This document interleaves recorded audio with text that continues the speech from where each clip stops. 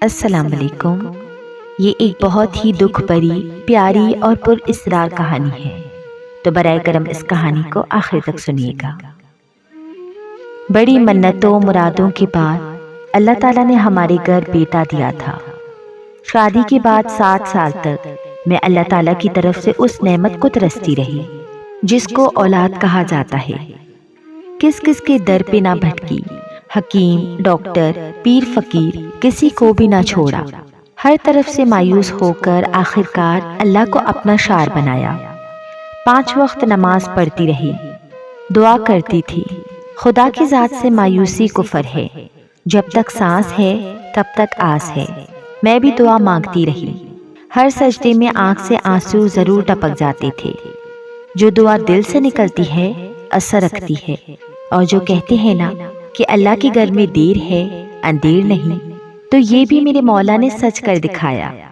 ایسے کہ شادی کے 8ویں سال اچانک ایک روز چکر آیا اور ایسی طبیعت متلائی کہ میں باورچی خانے کے دروازے کے بیچ گر کر بے ہوش ہو گئی۔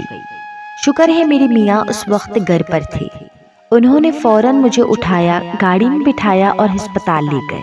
خود ان کے ہاتھ پاؤں پھول گئے کہ نہ جانے میری بیوی کو کیا ہو گیا ہے، ہو سکتا ہے کہ مرگی کا دورہ پڑا ہو۔ لیکن جب لیڈی ڈاکٹر نے یہ خوشخبری سنائی کہ آپ کی بیوی امید سے ہے، تو میرے میاں شادی مرگ سے 2-4 ہوتے ہوتے بچے۔ پھر کیا تھا، اجڑے چمن میں بہار آ گئی۔ دن گنے جانے لگے کہ کب وہ ساتھ آئے جب گھر میں بچے کی رونے کی پہلی آواز سنائی دے اور ماں باپ، دادا دادی کے دل پھولوں کی طرح کھل اٹھیں۔ مہینوں پہلے سے نام تجویز ہونے لگے۔ میرے میاں ماں باپ کے اکلوتے بیٹے تھے اور ان کا نام لیوا بھی اب آنے والا تھا۔ ہم تو یہ بھی نہ سوچتے تھے کہ لڑکا ہی ہو، لڑکی بھی سر آنکھوں پر، کہ اولاد لڑکا ہو یا لڑکی اللہ کی نعمت ہوتی ہے۔ کوئی تو ہو جو ماں کے دل کی ٹھنڈک اور باپ کے آنکھوں کا نور بنے۔ جب کاشف پیدا ہوا، جانو ہمارے گھر میں چاند اتر آیا۔ گل گوتھنا، گورا گلابی سا مکھڑا ایسا پیارا لگتا کہ یہاں اس مٹھاس اور ممتا کی لذت کو الفاظ میں بیان کرنے سے قاصر ہوں۔ جیسے چاند میں گہن ہوتا ہے یا پھول کو مٹی لگ جاتی ہے، ایسے ہی میرے چاند کو بھی کسی روگ نے جکڑ لیا۔ جب اس کی عمر 2 برس کی ہونے کو آئی تو اس کو وقتاً فوقتاً دورے پڑنے لگے۔ کسی نے کہا آسیب ہے، کوئی کہتا جن کا سایہ ہے، کسی نے مرگی بتائی، غرض جتنے منہ اتنی باتیں۔ ہم تو علاج کروا کر تھک گئے، کسی دوا نے اثر نہ کیا۔ جاڑ پھونک والے وید سبھی آزما لیے، مگر بچے کو ٹھیک نہ ہونا تھا اور نہ وہ ٹھیک ہوا۔ اب تو میں خدا سے فریاد کرتی کہ الہی تو نے دعا سنی بھی تو کیسی ادھوری، بیٹا بھی دیا تو روگی۔ جب کاشف کو دورہ پڑتا، اچانک اس کا سارا بدن اکڑ جاتا اور آنکھیں چڑھ جاتی۔ معصوم مکھڑے پر ایسا کرب ہوتا کہ دیکھا نہ جاتا۔ میرا اور اس کی دادی کا تو کلیجہ منہ کو آنے لگتا۔ ایک دن میرے بیٹے کو اچانک دورہ پڑا تو اس کی حالت غیر ہو گئی۔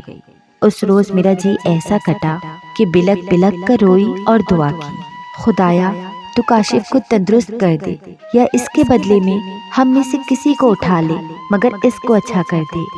جانے کیسے قبولیت کی گھڑی تھی، کاش دعا کرنے سے پہلے ذرا تو سوچ لیا ہوتا، مگر مجھ نادان نے ذرا بھی نہ سوچا کہ اس دعا کا کیا نتیجہ ہوگا۔ ابھی کاشف کو پالنے میں لٹا کر آنسو ہی پوچھ کر اٹھی تھی کہ دروازے پر دستک ہوئی۔ در کھولنے سے قبل میں نے پوچھا، کون ہے؟ صدا آئی، گدا گرنی ہوں بی بی، مجھ ملنگی کے کشکول میں تھوڑا سا آٹا ڈال دے، اللہ تیری پریشانی دور کر دے گا۔ میں اس وقت بڑی دکھیاری ہو رہی تھی، دل میں تو بس ایک ہی مراد تھی کہ میرا بیمار بچہ صحت یاب ہو جائے۔ میں نے در کھولا اور اس فقیرنی کے کٹورے کو آٹے سے بھر دیا۔ اس نے میرا اترا چہرہ دیکھا تو بولی، کیا تم کو کوئی بڑی پریشانی ہے؟ مجھے بتاؤ، تیری بامرادی کے لیے خاص دعا کروں گی۔ میں نے اسے بتایا کہ میرا بیٹا بیمار ہے، دعا کرو کہ وہ ٹھیک ہو جائے۔ کیا علاج کرایا ہے اس کا؟ ہاں، کئی ڈاکٹروں کو دکھایا ہے، مگر کوئی دوا اثر ہی نہیں کرتی۔ ذرا ایک جھلک تو مجھے اپنے بیٹے کو دکھاؤ گی؟ سامنے جھولے میں کاشف لیٹا تھا۔ اس نے میرے بچے کے چہرے کو غور سے دیکھا پھر کہنے لگی، یہ ایک ایسی بیماری ہوتی ہے جو 1000 میں سے کسی ایک بچے کو ہوتی ہے۔ اس کا کان چھدوا کر بالا ڈلوا دو، اور میرے پاس ایک دوا ہے، ذرا سی بس تنکے پر رکھ کر دن میں ایک بار اپنے دودھ میں حل کر کے پلا دیا کرو۔ 7 دن بعد تمہارا بچہ ٹھیک ہو جائے گا، مگر یاد رکھنا دوا بس اتنی ہی تھوڑی لینی ہے جو میں نے مقدار بتائی ہے، اس سے زیادہ ہرگز مت دینا۔ میں 7ویں روز آؤں گی، پھر دیکھنا تمہارا بچہ بلا چنگا ہو جائے گا۔ میں ٹوٹے دل کی ممتا ماری اس ملنگی کے آسرا دینے پر خوش ہو گئی اور اس سے دوا کی پڑیا لے لی، جس میں کوئی سفوف تھا، اور اسے کچھ رقم بھی دی۔ کہا کہ اگر بچہ تندرست ہو گیا تو انعام بھی دوں گی۔ میں سمجھی کہ میرے گھر اس وقت فقیرنی نہیں، کوئی رحمت کا فرشتہ آ گیا ہے۔ بس پھر کیا تھا، جاتے ہوئے گداگرنی کو کھانا بھی دے دیا کہ گھر جا کر کھا لینا۔ کاشف کو جب دورہ پڑتا تو وہ نڈال ہو جاتا تھا۔ دورے کے بعد وہ غنودگی میں چلا جاتا اور کئی گھنٹوں تک سوتا رہتا۔ دورے سے اس قدر لاغر ہو جاتا جیسے کسی نے اس کے بدن کی ساری قوت چھین لی ہو۔ میں نے ملنگی کی دی ہوئی پڑیا دراز میں رکھ دی کہ جب بچہ جاگ جائے گا تو دوا دے دوں گی، مگر کاشف کے اٹھنے سے پہلے ہی میرے میاں آ گئے اور پیار کرنے کو بیٹے کے پالنے کی طرف بڑھے۔ میں نے انہیں منع کیا کہ اسے ابھی مت جگائے، دورہ پڑنے سے نڈال ہو گیا ہے، نیند پوری کرنے دے۔ پھر میں نے خوشی خوشی انہیں آج کی بات بتائی کہ ایک فقیرنی آئی تھی، ایک پڑیا دے گئی ہے، کہتی تھی کہ اس کو تنکے پر رکھ کر ذرا سے کھلا کر اپنا دودھ پلا دینا، یہ ٹھیک ہو جائے گا۔ وہ بولے، تم نے دوا کھلائی تو نہیں؟